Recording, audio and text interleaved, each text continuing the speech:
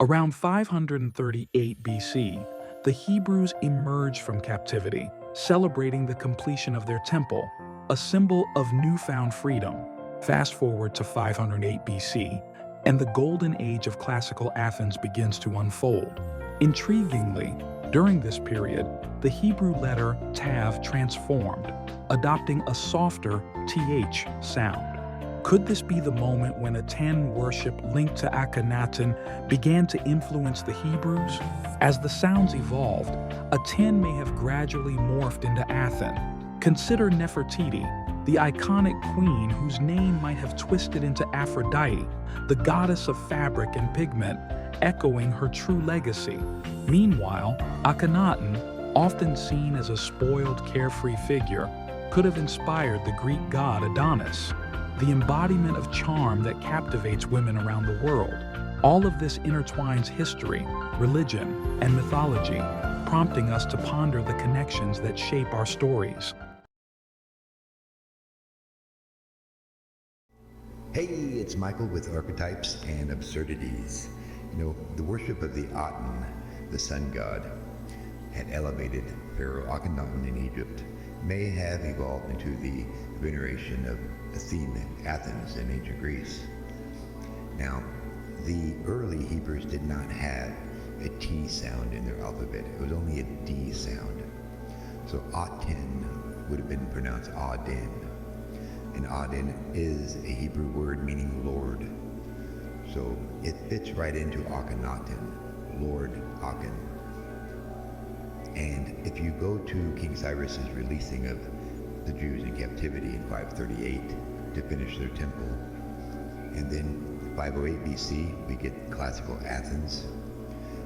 The Tav also picked up a soft TH, and Athens is spelled with a soft TH if you look at the Greek spelling.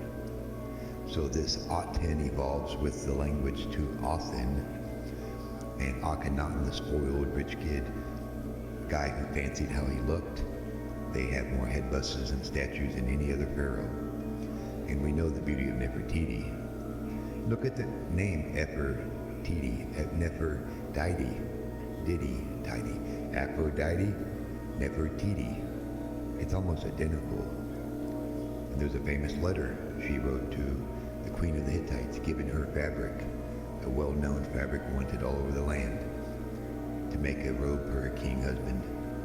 And the pigment found in the palace that archaeology found that still could be used, the first real skin tone of paint. And we know Aphrodite was goddess of pigment paint and fabric. Greek god Adonis, a playboy, wannabe ladies charmer, matches Akhenaten perfectly. And just for throw a little bit of icing on the cake, add in the Greek god Apollo, who is also worshipped in Athens, the god of archery and the god of the lyre. The lyre is a stringed instrument, and that was King David's first job, for King Saul was to play the lyre for the army, and he was also an expert archer. So it seemed like these first Judean kings later evolved to be the Greek gods worshipped in Athens. Now, was it a cultural exchange, or are those the same people?